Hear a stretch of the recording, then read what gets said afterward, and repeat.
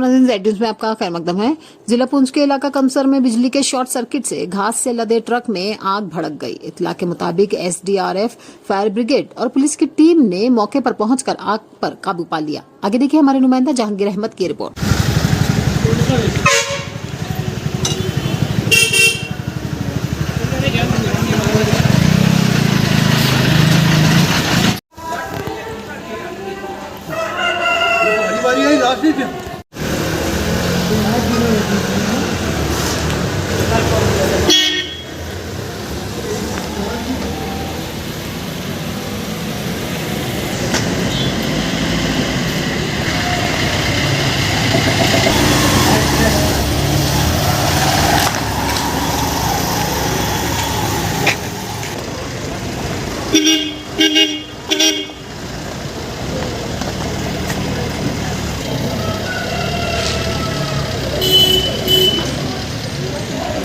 ये ट्रक में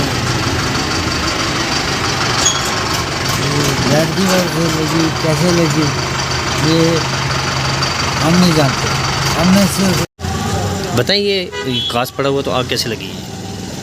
ट्रक जब जॉब्स के ऊपर से गुजर के आया, क्या पता कि तार शार्ट हुई या कैसे ट्रक में आग लगी।